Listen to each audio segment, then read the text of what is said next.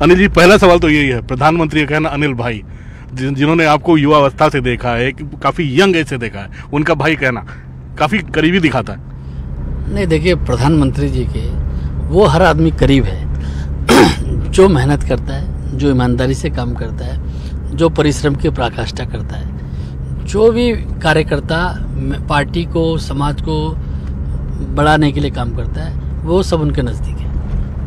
अरे जी, अब आपका तो नाता बहुत है, अमित भाई, गृह मंत्री अमित शाह हो, चाहे प्रधानमंत्री हो, ये इस रैली में साफ साफ दिख रहा था कि जनता मोदी मोदी के जो नारे लगा रही थी, प्रधानमंत्री जी तक को अपना भाषण रोक के उनको रिक्वेस्ट करना पड़ा, अरे भाई आप लोग शांत रहो, हमें बोलने तो दोगे।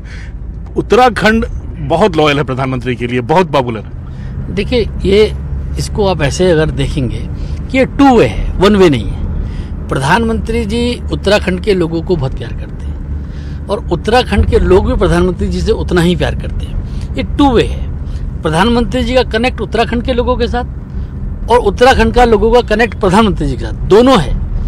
वो क्या कहते हैं, दोनों आंखों आंखों में समझ जाते हैं। प्रधानमंत्री जी ने कहा कि 500 सीट जितानी है तो 500 सीट जितानी है, ये ब्रह्म वाक्य बन जाता है। और प्रधानमंत्री जी का उत्तराखंड का बहुत पुराना आता है, बहुत पुराना। जब वो प्रधानमंत्री जी नहीं थे, जब वो मुख्यमंत्री नहीं थे, जब वो राजनीति में नहीं थे, तब से उनका आध्यात्मिक रिश्ता है, उनका साधना का रिश्ता, उनका साधना स्थली यहाँ रही है। तो निश्चित तौर पर प्रधानमंत्री जी का लगाव यहाँ होना और यहाँ के लोगों का लगाव ना स्वाभाविक है।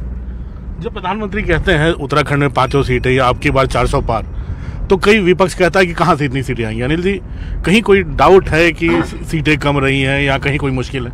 ये विपक्ष बचा कहाँ जो कोई पूछ रहा होगा, मुझे तो लगता नहीं। पिछले लगभग 1-1.25 महीने में गढ़वाल लोकसभा में हम लोग 5,000 से अधिक, हो सकता है 6,000 भी हो गया हो, से अधिक लोग जो कांग्रेस के थे वो भारतीय जनता पार्टी में शामिल हो गए। उत्तराखंड में 15,000 कांग्रेस के कार्यकर्ता बीजेपी में अभी तक शामिल हो चुके हैं। तो विपक्ष बचा का है, पहली बात। दूसरी बात, 400 पार पे अपने सवाल उठाए। मीडिया और बाकी लोग, विपक्ष जो है वो 300 पार पे भी सवाल उठाता था। तो हमारा ट्रैक रिकॉर्ड ऐसे ही है। अब चिंता मत कीजिए, 400 पार होके रहेगा।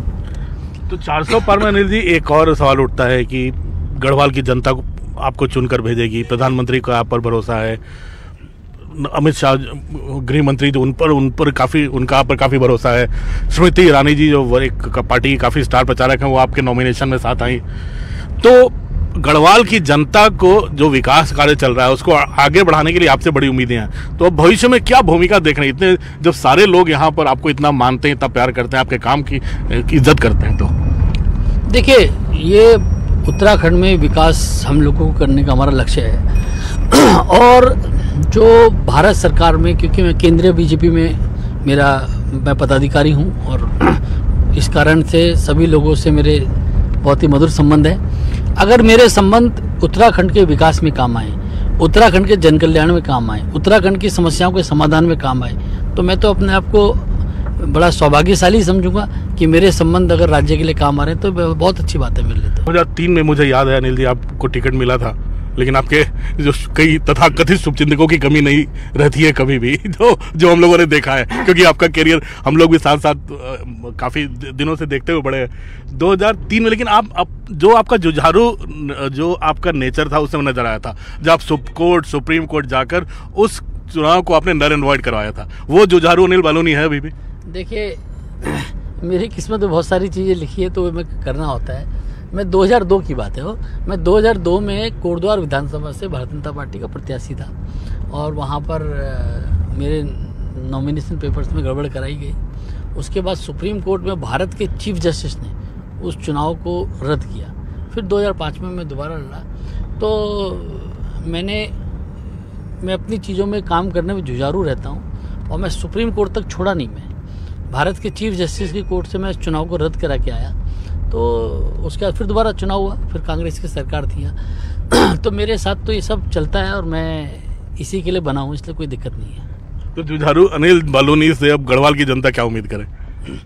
देखिए, मेरे जीवन का हर पल और हर कण अब गढ़वाल की जनता के लिए, उत्तराखंड की जनता के लिए है। मैं निश्चित तौर पे बहुत कुछ चीज़ें मेरी प्लानिंग में हैं।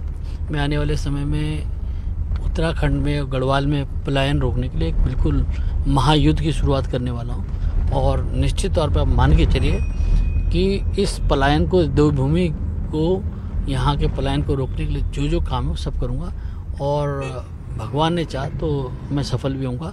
इसके सकारात्मक परिणाम आपको कुछ दिनों में दिखने लगेंगे। तो हम लोग उम्मीद करें कि गढ़वाल उत्तराखंड की 5 की 5 प्रधानमंत्री मोदी को आप लोग इन तोहफे में देंगे इस बार बीजेपी?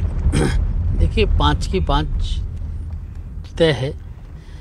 ऐसे 11 प्रदेश हैं शायद इस वक्त जहाँ कांग्रेस शून्य पे है, जिसमें उत्तराखंड, हिमाचल, हरियाणा, दिल्ली, राजस्थान, मध्य प्रदेश, गुजरात, बहुत ज़्यादा स्टेट ऐसे हैं।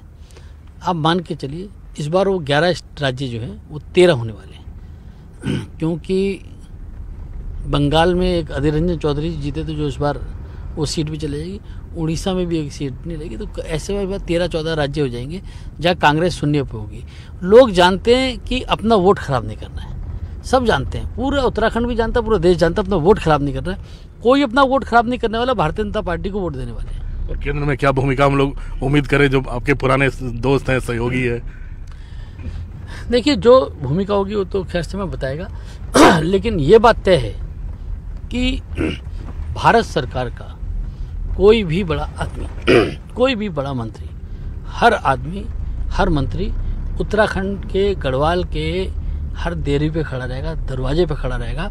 इस गढ़वाल के विकास के लिए भारत सरकार का कोई मंत्री यहाँ हर वक्त रेडी रहेगा, ये मैं विश्वास दिला के जा रहा हूँ। गढ़वाल वीवीआईपी क्षेत्र होगा, यहाँ भारत सरकार का कोई विभाग ऐसा हो जिसमें काम अटकता हो, ऐसा हो नहीं सकता। गढ़वाल का नाम सुनते ही भारत सरकार में फाइल जो है वो बुलेट ट्रेन की स्पीड से चलेगी।